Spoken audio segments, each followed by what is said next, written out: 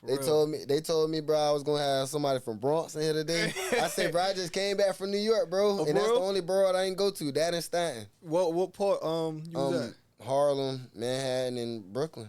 Okay, yeah. But I didn't go to Bronx though, bro. Nah, you gotta pull up, man. You gotta pull up to the town, bro. Yeah. What part of Bronx you from? Uptown, Boston Road, Gun Hill, 205 train. Okay, then. Nah, you gotta say that. That's how you know I don't know what he said at the end, but I understood the first part. That's how you gotta say you real right, bro. When you say you from New York, like you gotta give landmarks, you gotta give the trains, you gotta give bus, everything. Yeah, then you gotta tell me that you on that A train, that B train, something. You gotta tell me something for sure. Yes, sir. So, bro, like, you know what I'm saying? You're an Army recruiter. Yes, sir. You're the best. How did you get into the Army? Son, I ain't gonna hold you.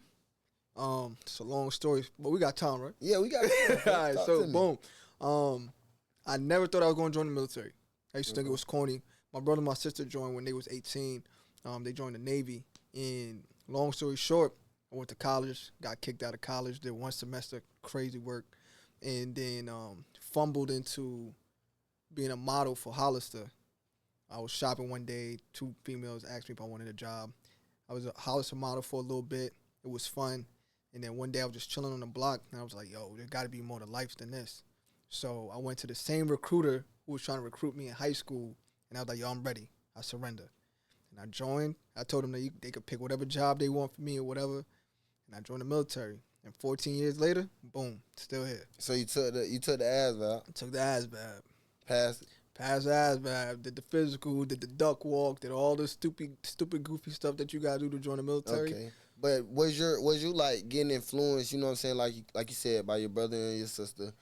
I just think life was taking a toll on me, and at an early age, I kind of realized that I wanted more from life. You know what I'm saying? Like, I'm just chilling and I'm doing the same cycle. Yeah. Like, I'm getting up. It's a billion people up there in New York, bro. So I know that shit probably like. You see what I'm saying? Yeah, like, it's in your brain like this because you keep seeing the same shit every day. Exactly. So I'm like, I'm getting up, I'm waking up, I'm going to work, I'm going to go play ball, and then I'm watching my OGs have kids, they having kids, and you know what I'm saying? It's the same cycle. I'm like, yo, this is whack.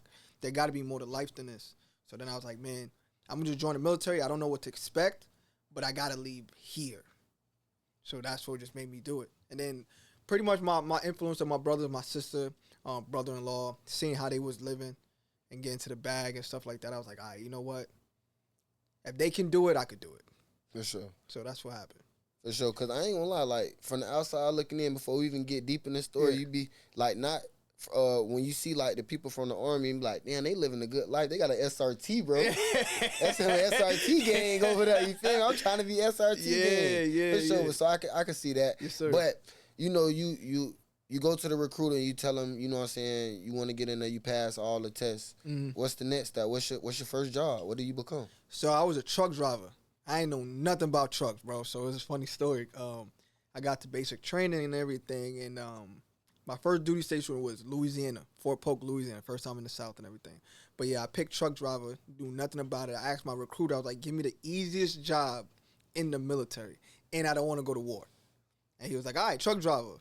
As soon as I go to basic training, they was like, yo, you know y'all the first one to go to war, right? And I was like, yo, my recruiter lied to me, bro. Yeah, my recruiter lied to me. And then on top of that, I got sent to Louisiana, man. First time, like, really being in the South, for real. Mm. So, yeah, it's crazy, bro. I was finna say, I know that was like a big... culture shock, bro. You have no idea, because, like, I'm just remember being on the plane, and I don't see no buildings at all. Just grass and swamp. And I'm like, nah, this can't be my life no more. Like, this is crazy. But it worked out. It was the best 2 years I had because it really developed me. Okay. Because God needed to put me in a situation to slow me down and really think and overcome a lot of the adversities that the military and just growing as an adult. And you know what a lot of people we don't be knowing, like when we in school and stuff like that, everybody think like, okay, when you go to the Army, you're going to go shoot, kill, fight, you know, war, whatever. Stuff like that. But they don't talk about the job, like how you getting a truck driver job, you got nursing job, they got cooking job. Every job that's out here that we using. Yeah, all the trades, everything that you get. Is there. You can go be a barber there. I be trying to tell people, I'm like, yo, we have over 150 careers that you can choose from. 150. 15 of those is combat. You know what I'm saying? So you really could go, bro, if you want to go be in media, you want to go in law, medical, you could be a dental hygienist. You can do whatever you want in the military. There's a job for it, I promise you. They even got, now you could play sports. I mean, they've been had sports, but you could do gaming. Mm-hmm. There's so much different things that you can do in the military as a whole, but people just don't know because it's easy to sell movies on shoot 'em up, bang bang stuff. You know what I'm saying? Like, yeah, look at us going to war and stuff like that because it's marketable. Yeah. But they not about to make a movie about no dental hygienist. Mm-mm. You know what I'm saying? So you know how that go. Yeah, for sure. So you did the truck driving for 2 years, or you just? Nah, so I did. It's called 88 Mike truck driver. I did that for about 10 years. 10 years, and then I switched over to I got called to be a recruiter, and then now I'm a full-time recruiter, which is called a 42 Tango Talent Acquisition Management Specialist. What is that? A recruiter. He's talking about that recruiter. See, that's that army. That's that army terms he go to use. I don't even know what that is. Look, man, it's just a fancy way to say I'm a salesman, bro. That's all it is. Yeah, okay. Yeah. Okay, but what you posting up at when you know what I'm saying, pitching your? I be everywhere, bro. You go to the schools? Yeah.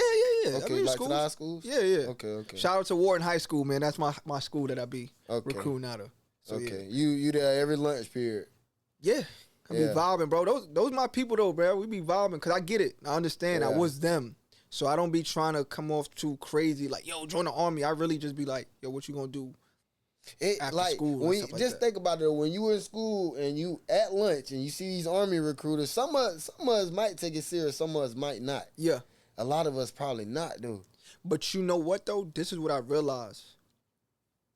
It's not the message. That's what I was just about to say. It's the messenger. Yeah, it's the messenger. You see what I'm saying? So, like, my biggest thing, you already see how I look, dress, talk, you already know.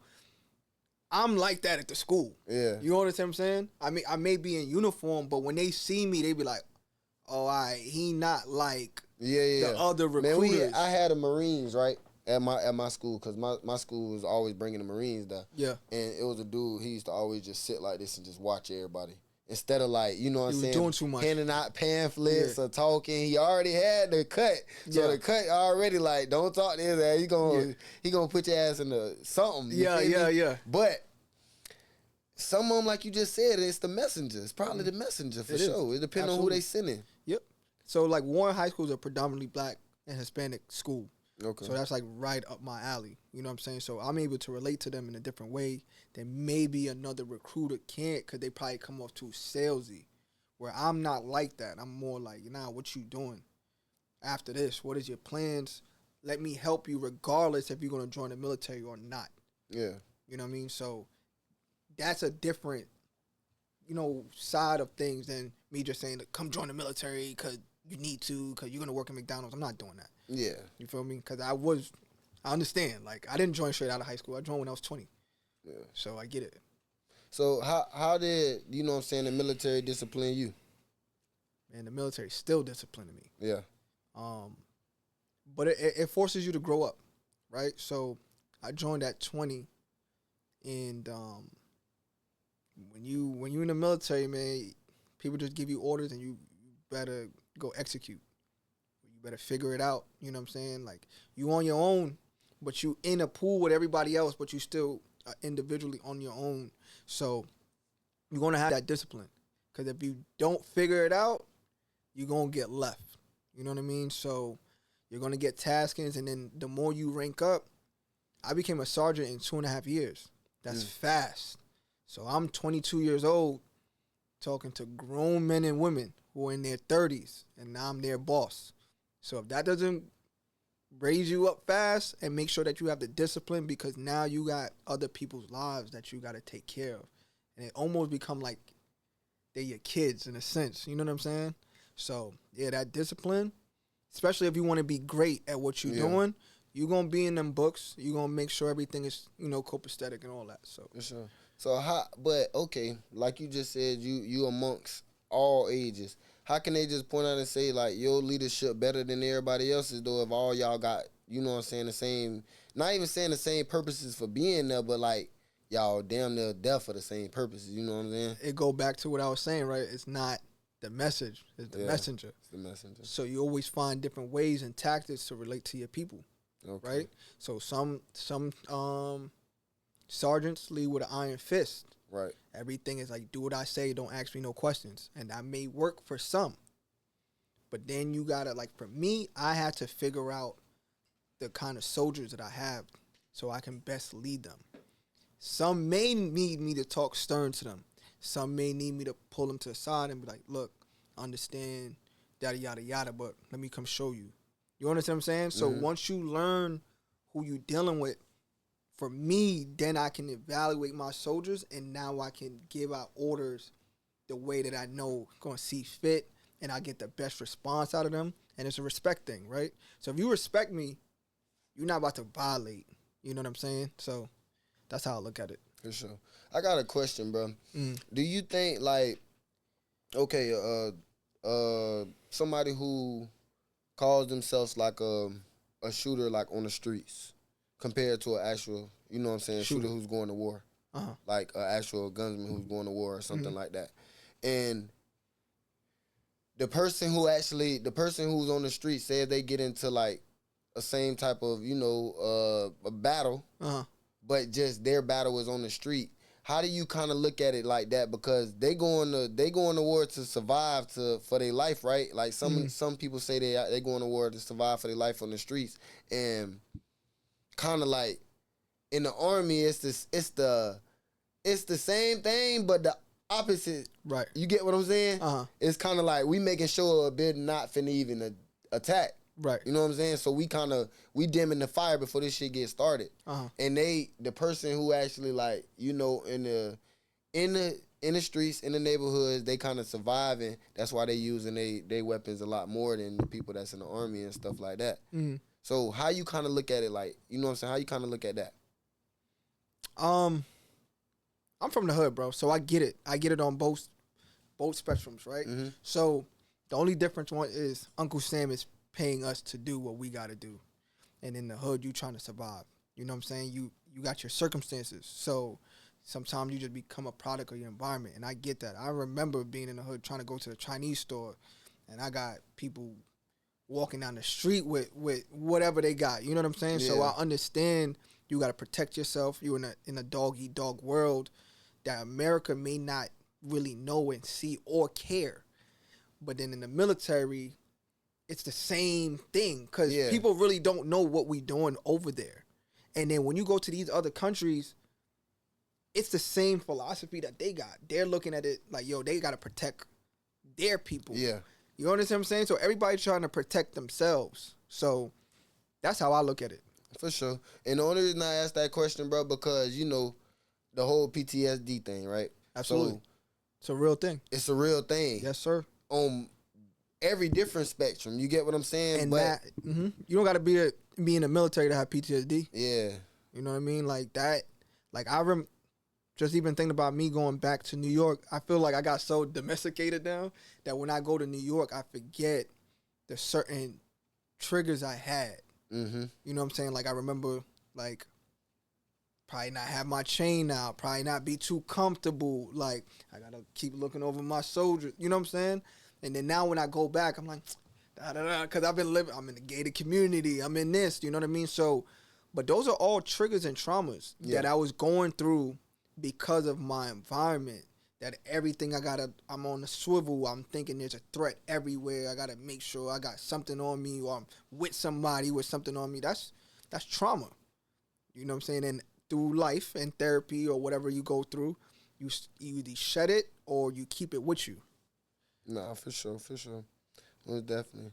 Man, is Bronx the best borough up there? Absolutely. Come on. Why would you ask me that? You already know the answer. Come on, man. Shout out to 718, man. I'm just asking. But bro, like, Bronx big. You know, Bronx super big, bro. Like, are you one of those ones that kind of like that move around throughout like the whole city and kind of like, you know what I'm saying? Like you say you're a recruiter. Are are you going up there to recruit too as well? Like I do a lot of things via social media. Okay. So a lot of my recruits really come from social media, bro. Okay. But as far as the Bronx, it's funny, right? New York is weird. Every borough kind of stay in their borough. Everybody stays in their borough, and it's like their own different version of New York. So like someone from the Bronx dress different from someone from Brooklyn, and talk. We have different lingos and everything like that. It's like its own little separate stuff. So you can meet somebody from New York who never left the Bronx, never been to Brooklyn, never been to Queens, never been anywhere like that. So when I got older, I started to travel a little bit more. And due to basketball, I used to play on a lot of AAU teams and stuff like that. So I had to travel to different boroughs and stuff like that. Okay. And then, yeah, my wife, she lived from Brooklyn, so I had to go to Brooklyn a lot. So you did play basketball, though? Yeah, for sure. I mean, did you ever go play basketball in, like, Harlem, Rutgers Park?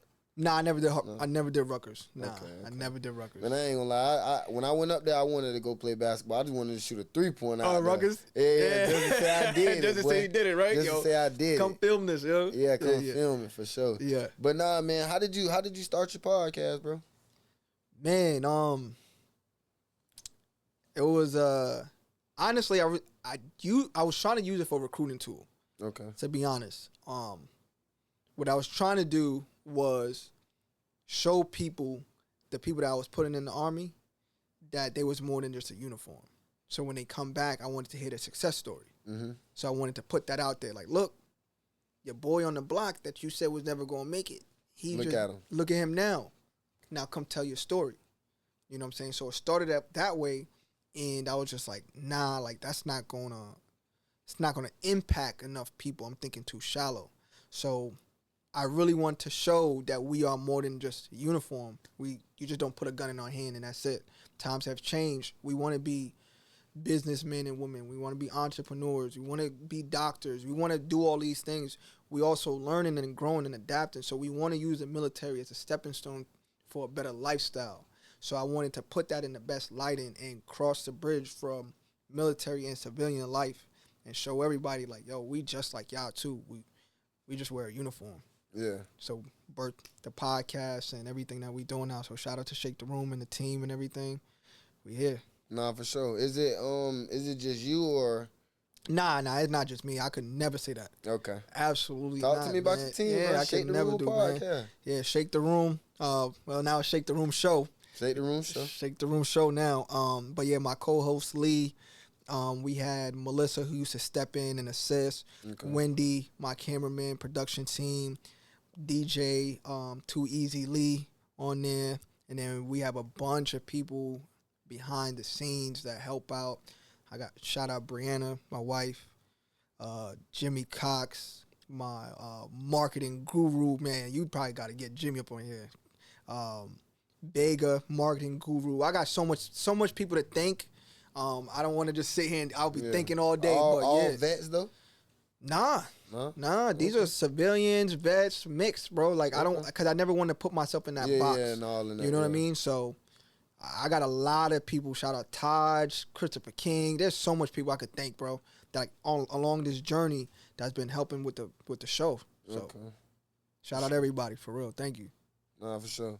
And what kind of conversations that you gear towards on your podcast, you know what I'm saying, if people are interested in coming on? Yeah, everything is entrepreneurial based, right? Everything is about bettering yourself, empowerment. So what I did was I found ways to take everything that I was influenced on growing up. So you say 106 in Park, Big Tig in the Basement, things like that. You probably don't know. No, I know all that. Oh, you know? All right, so like taking that, infusing a little bit of the stuff that I grew up on, but because I'm interested in so much things, I want to sit down with a lot of people and figure out how did you become that? Because I really deadass don't be even knowing some of these jobs. I'm like, you a what?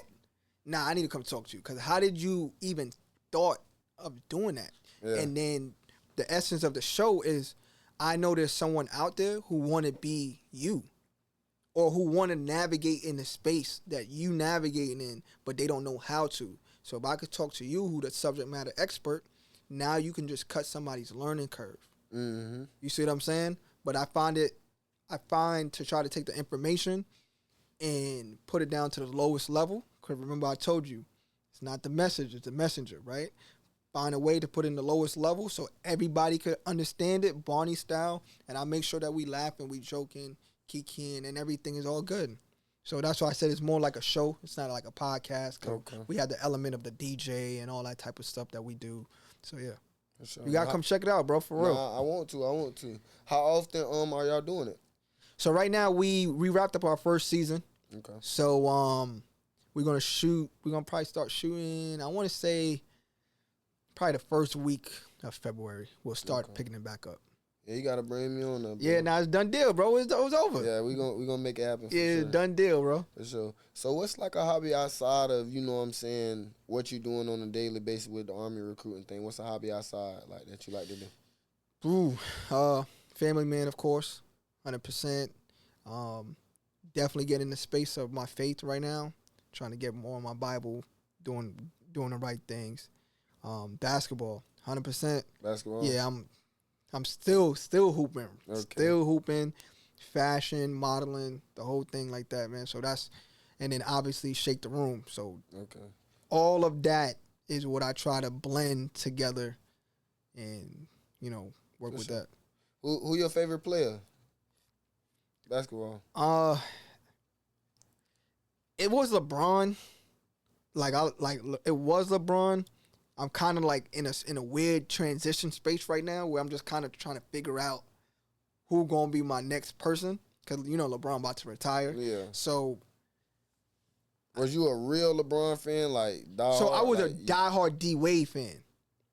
Okay. D Wade was my guy, like diehard D Wade. Okay. And then when LeBron got to the Heat, I was like, all right. And then when Wade fizzled out, I was like, all right, I'll go with LeBron. So now that LeBron is fizzling out, I'm like, I got to find somebody else. So I don't know if I'm going like Shea or I'm going Luka.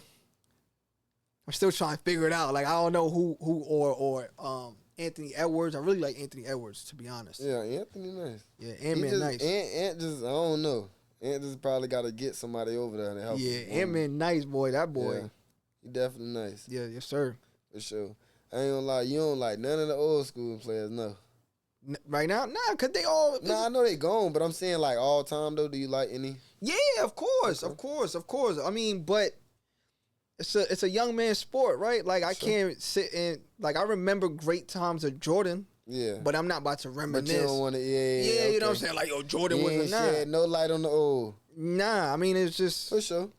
They did what they had to do respectfully, and they passed the torch, right? But us as fans and consumers, what am I going to go and watch old YouTubes of Michael Jordan? I'm not doing that. Do you like any of the NBA stars' sons right now? Yeah, that might be coming up. Like I like Kion, Carlos Boozer's sons. Yeah. They nice. They go crazy. Gilbert Areza's son is nice. Yeah. LeBron kids is trash. Yeah, ain't going. His kids is LeBron kids is dumb trash, bro. They like Michael Jordan kids. Yeah, right.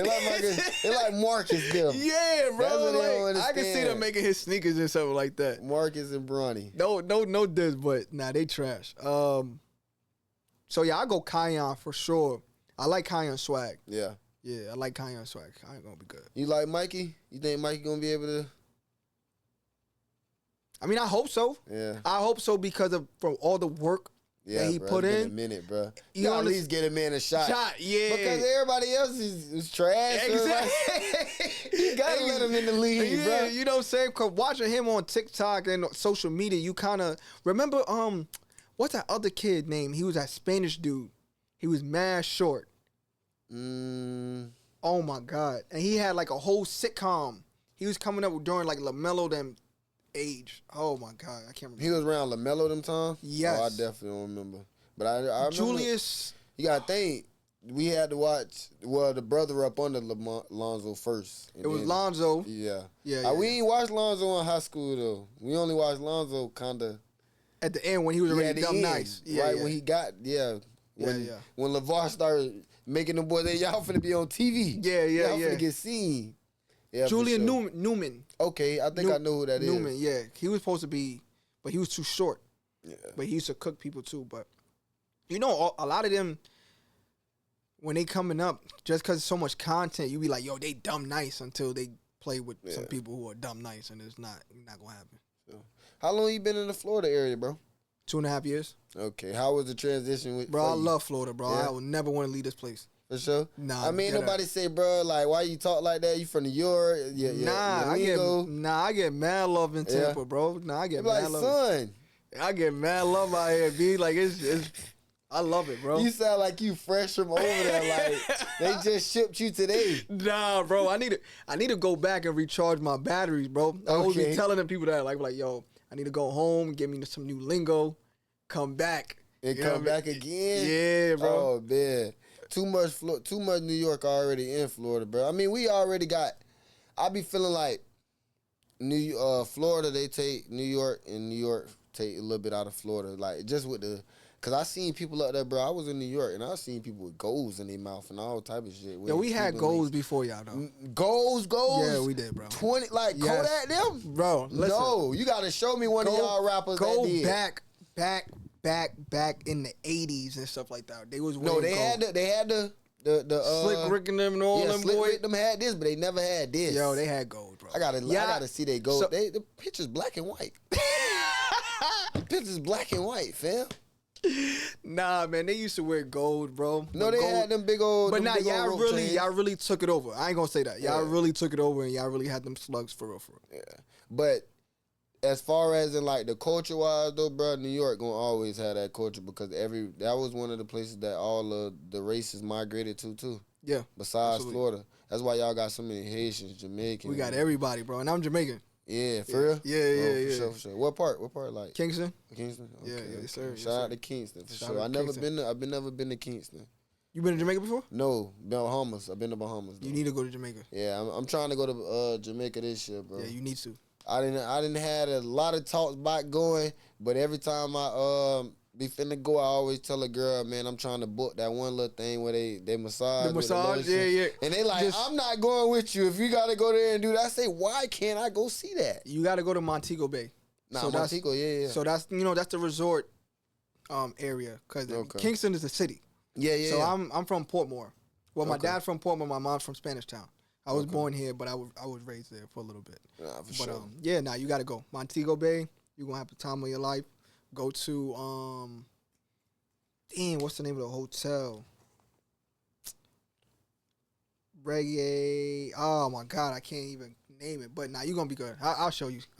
Nah, for sure, bro. Before we get off here, bro, what's your goals for 2026 with you know what I'm saying, with the podcast and with everything you got going on, fam?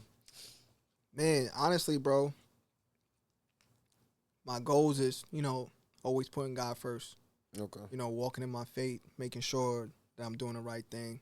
Same thing with my family, put my family first. But when it comes to the pod and the Army, obviously getting promoted to the next rank. Right now, I'm an E7, which there's 9 ranks. I'm the 7th rank. Yeah, I was about to say E7 is up there. Yeah, I'm up there, I don't even know how many y'all got, but I know I know once you pass the E3 and the E4, you get talk. Yeah. You get talk. 9 ranks, bro. So I'm the 7th, and so God willing, and for the pod, bro, we started in September, bro.